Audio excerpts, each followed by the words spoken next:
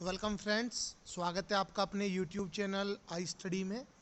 आज के इस वीडियो में मैं आपके साथ TGT हिंदी मेल DSSB के द्वारा जो पेपर कंडक्ट किया गया था 18 सितंबर 2021 को, उसका सेकंड शिफ्ट का पेपर आपके साथ से डिस्कस कर रहा हूं। ये TGT हिंदी मेल का पेपर है और इसकी जो PDF है वो आप यहाँ से डाउनलोड कर सकते हैं। डिस्क्रिप्शन बॉक्स में जा कर के आप डाउनलोड कर सकते हैं। तो देखिए, ये जो पेपर है ये 12:30 बजे से 2:30 बजे तक हुआ। इसके अलावा 18 सितंबर 2021 को कंडक्ट हुए इस पेपर में दो पेपर थे। 100 मार्क्स का पेपर फर्स्ट और सेकंड पेपर भी 100 मार्क्स का था, जो कि सब्जेक्ट स्पेसिफिक था, हिंदी सब्जेक्ट से रिलेटेड था। और जो पेपर वन है 100 मार्क्स का, उसमें 5 सेक्शन थे। मैं आपके साथ डिस्कस करता चलूँगा। मैं जल्दी आपको बस ओवरव्यू दे रहा हूँ, otherwise this video will become लेंदी।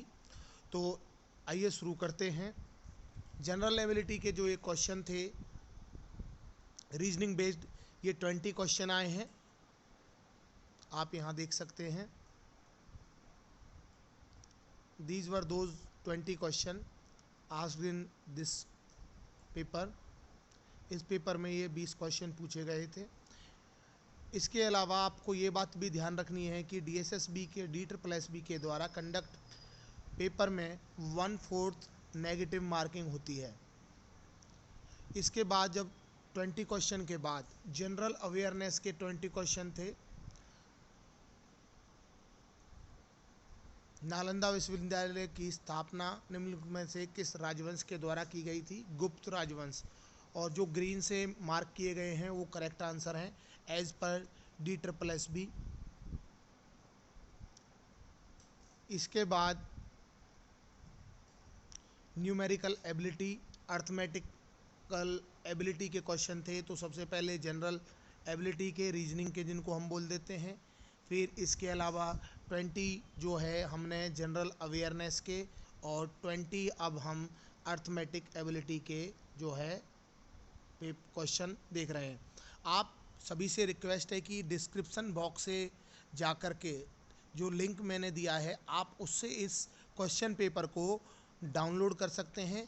इसका प्रिंट निकालिए और इसको सॉल्व करिए, क्योंकि उसी से आप अपने आप में इम्प्रूवमेंट ला सकते हैं और आपकी प्रैक्टिस भी अच्छे से होगी।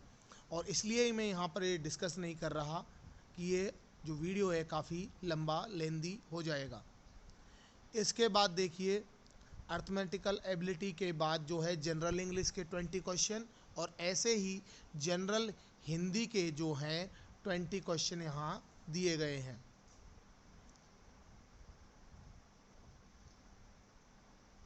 पेपर वन में आपको अलग से पास होना पड़ता है। DSSB ने कुछ एग्ज़ाम्स में ही बस छूट दी हुई है कि पेपर वन में आपको पास नहीं होना होता, दोनों में मिला कर के जो कट ऑफ जाती है उसको आपको। बट यहाँ TGT हिंदी मेल वाले पेपर में आपको जनरल कैटेगरी में 40% आउट ऑफ 100 पेपर फर्स्ट में आपको लेने पड़ेंगे, और 35% जो है रिजर्वेशन कैटेगरी, और 30% कुछ और कैटेगरीज में जो है आपको मार्क्स लेने होते हैं, सच एज PH कैटेगरी। इसके बाद ये जो पेपर है अब डिसिप्लिन 1, इसका जो पेपर है ये है सब्जेक्ट स्पेसिफिक, हिंदी सब्जेक्ट का ये पेपर है। इसमें 90 क्वेश्चन आपके जो हैं आपके साहित्य से और ग्रामर के जो व्याकरण है उससे संबंधित हैं, रचनाओं से संबंधित हैं, गद्य पद्य, और 10 जो प्रश्न लास्ट में दिए गए हैं वो आपके टीचिंग एप्टीट्यूड और साइकोलॉजी से संबंधित हैं। तो देखिए, डिसिप्लिन 1 यहाँ 20 क्वेश्चन हैं। ऐसे ही इसमें आपको डिसिप्लिन सेकंड मिल जाएगा, फिर उसमें 20 क्वेश्चन है। एक बात और ध्यान रखनी है कि DSSB जब भी अपने ऑनलाइन एग्ज़ाम लेता है तो इनका एक सेट क्राइटेरिया है कि जब आप 20 क्वेश्चन अटैम्प्ट कर देते हैं किसी भी सेक्शन के, चाहे आप जनरल इंग्लिश कर रहे हैं, हिंदी कर रहे हैं, या डिसिप्लिन 1 कर रहे हैं, 2 करें, तभी आप उसके सबमिट करने के बाद आगे की तरफ मूव कर पाते हैं। नेक्स्ट क्वेश्चन तभी आप देख पाएंगे जब आपने एक सेक्शन को कंप्लीटली सबमिट कर दिया है। आप उसमें फिर दोबारा विजिट नहीं कर सकते और कोई चेंज नहीं कर सकते। इस तरह से ये जो है हिंदी के कुछ क्वेश्चन हैं। राम की शक्ति पूजा किसका कविता है? सूर्यकांत त्रिपाठी निराला। ऐसे ही देखिए कि किस रचनाकार की कहानियाँ बादलों के घेरे नामक संग्रह में संकलित हैं? कृष्णा सोबती। ये डिसिप्लिन दिए हुए हैं। इसके अलावा इसमें पैसेज भी हैं और व्याकरण के भी संबंधित कुछ क्वेश्चन हैं। जैसे देखिए, सही संधि वाला विकल्प पहचानिए।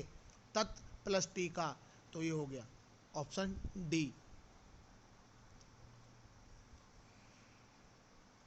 उजड़ना शब्द में कौन सा उपसर्ग है? तो ऊ।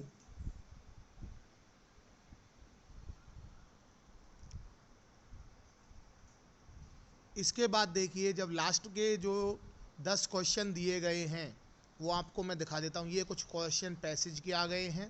पैसेज के क्वेश्चन आते हैं, वो लगभग 2 पैसेज आते हैं और 10 क्वेश्चन उनके होते हैं, गद्य और पद्य दोनों के ही। इसके बाद देखिए, जो आखिरी के 10 क्वेश्चन हैं वो ये रहे। सीखना और अध्यापन के पाठ्यक्रम में सीखने की किन दृष्टिकोण पर चर्चा की गई है?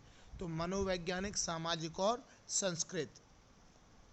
According to growth and development what is the law of nature? Law of nature क्या है? कि चेंज है। ठीक है। लड़के और लड़कियों की पोषण संबंधित आवश्यकताएं किस आयु तक समान होती हैं? तो 7 से 9 वर्ष तक। The schools where all the students can study under one roof is called inclusive school. LAC की फुल फॉर्म पूछिए। LAC stands for language across the curriculum. Which type of dramas use darker themes such as disaster, pain and death, tragedy. अब ये आपको question है, ये Hindi English दोनों में ही मिलेंगे पेपर में, बट जो ये मैं PDF आपके साथ शेयर कर रहा हूँ, ये जो कैंडिडेट ने जिस लैंग्वेज में उसने क्वेश्चन को अटेम्प्ट किया था वही उसकी PDF फॉर्म में उसको दिखाया गया है। वहाँ पर ऑप्शन होता है कि आप you can view it either in Hindi और इंग्लिश, हिंदी और इंग्लिश जिसमें भी आपका मन करे वहाँ आप उसको देख सकते हो। Evaluation of judgement indicates opinionated and subjective values. और free and compulsory education article 21A के अंडर आती है। इसी तरह से ये क्वेश्चन है, आखिरी के जो 10 क्वेश्चन हैं ये आपके चाइल्ड डेवलपमेंट एंड साइकोलॉजी से रिलेटेड है। तो आप दिए गए लिंक से जो PDF को जो आपको डाउनलोड करनी है, डाउनलोड करके उसको अच्छे से स्टडी कीजिए और उसको सॉल्व करिए, तो अब आपको पता चलेगा कि आप कहाँ स्टैंड करते हैं। तो उम्मीद करता हूँ वीडियो आपको पसंद आया होगा। प्लीज़ वीडियो को लाइक करें, शेयर करें और चैनल को सब्सक्राइब करें। Thanks for watching.